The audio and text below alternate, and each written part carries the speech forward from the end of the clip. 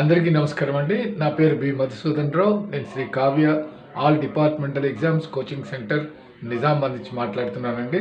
AP and Telangana సర్కిల్లో ఉన్నటువంటి మన పోస్టల్ డిపార్ట్మెంట్ అఫీషియల్స్ అందరికి కూడా నేను చిరపరిచితున్నేనండి.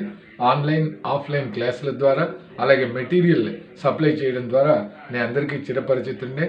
చాలామంది సక్సెస్ అయినటువంటి క్యాండిడేట్స్ మనకు 2 సర్కిల్స్లో ఉన్నటువంటి ఆల్మోస్ట్ అన్ని డివిజన్స్లో కూడా పనిచేస్తున్నారనే విషయం కూడా అందరికీ తెలుసండి.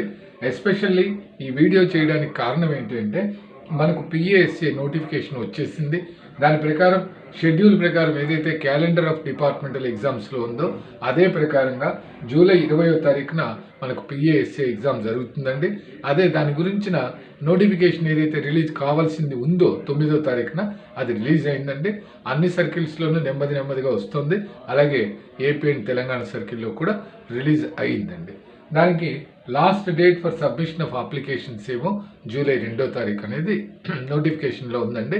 ఎవరెవరైతే ఎలిజిబుల్ అవుతారో వాళ్ళందరూ కూడా సమయానికి మనము అప్లికేషన్ సబ్మిట్ చేయడం అనేది కావాల్సినటువంటిదండి.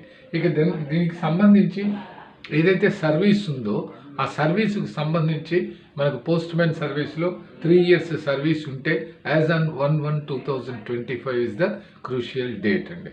ప్రతి సంవత్సరం కూడా ఏ సంవత్సరం అయితే పరీక్ష నిర్వహిస్తారో ఆ సంవత్సరంలో జనవరి 1వ తారీఖే సర్వీస్ను కౌంట్ చేస్తారండి. అంటే ఇప్పుడు జనవరి 1, 2025కు 3 సంవత్సరాలు పోస్ట్ మ్యాన్గా సర్వీస్ కంప్లీట్ చేసిన వాళ్ళందరూ కూడా ఎలిజిబుల్ అండి. అంటే కేటగిరీ ఏలో ఇస్తారు. ఇక కేటగిరీ బి విషయం మీకు అందరికీ తెలిసినటువంటిదేనండి.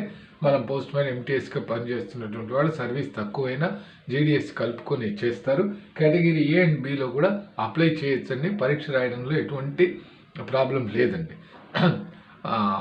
పరీక్ష రాయకుండానే మనకి ఏదైనా ఛాన్స్ వస్తుందో కేటగిరీ బిలో రాదేమో మనకు అని అనుకుంటే తప్పండి. ఎగ్జామ్ అయితే రాయాలండి.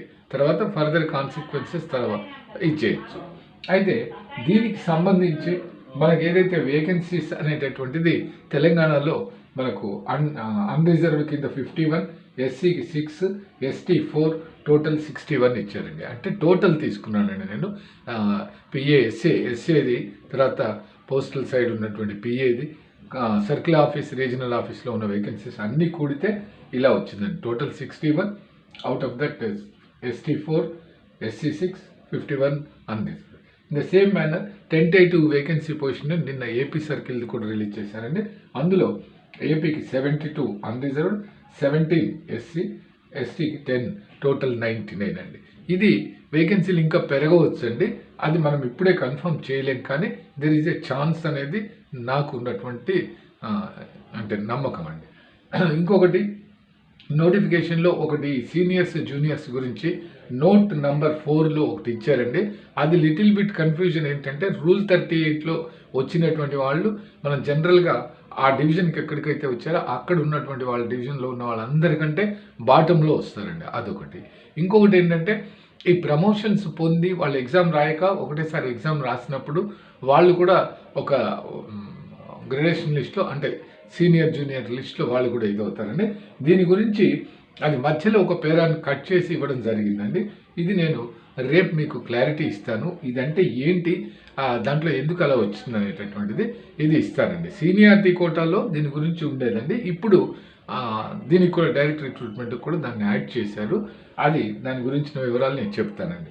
ఇక ఫర్దర్ ఏంటంటేనండి మీ ప్రిపరేషన్కు ఇప్పుడు టైం మనకు దగ్గరకు వచ్చింది. Now it is also enough time is there అండి. మీరు ఏదైతే ఈ పిఓ గైడ్ పార్ట్ 2 తర్వాత volume 6 part 3, volume 7, volume 6 part 1, SB orders, తర్వాత మనకు ఉన్నటువంటిది ఫారిన్ మెయిల్, మళ్ళీ మనకు ఐటీ మోడర్నైజేషన్, ఇవన్నీ కూడా జనరల్గా వస్తున్నటువంటి విషయాలేనండి. వీటన్నిటితోనూ టచ్లో ఉంటారు. ఉండకపోయినా ఇప్పుడు ఆన్లైన్ క్లాస్ కంటిన్యూ అవుతుంది. దాంట్లో జాయిన్ అయినా మనము 15th జూలై వరకు క్లాస్ ఉంటుంది కాబట్టి మీకు ఎటువంటి ప్రాబ్లము ఉండదండి. ఇంకా కొంతమంది అభిప్రాయం ఏంటంటే సరే ఈ మధ్య రెగ్యులేషన్స్ అనేది వచ్చింది కదా డిసెంబర్ 2024లో, వాటిలో వచ్చినటువంటి మార్పులు PO guide part 1 and PO guide part 2 మీద కొంత ఎఫెక్ట్ పడుతుంది అనేది చాలాసార్లు మీరు వీడియోల ద్వారా చెప్పారు. మరి వాటి గురించి ఎలా అనంటే దాని గురించి 18th లోపల మ్యాక్సిమం 18th లోపల ఒకటి 100 MCQతో ఒక బుక్ త్వరలో రిలీజ్ చేయబోతున్నానండి.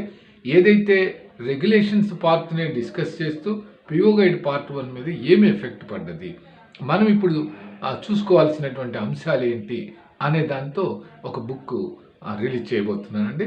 ఇంకోటి ఏంటంటే, ఏదైతే ఈ 18th నుంచి జూన్ 18th నుంచి ఒక 15 డేస్ అండి, మోస్ట్ ప్రాబబ్లీ 1st జూలై లేదా 2nd జూలై వరకు ఒక 15 డేస్ అట్లీస్ట్ మనకు 2 వీక్స్ ఉంటే మీకు వచ్చినటువంటి మార్పులన్నింటినీ కూడా క్లియర్గా మనము పిఓ గైడ్ పార్ట్ 1తో కంపేర్ చేసుకుంటూ ఒక షార్ట్ టర్మ్ క్లాస్ లాగా ఒకటి నిర్వహించాలని డిసైడ్ చేశానండి.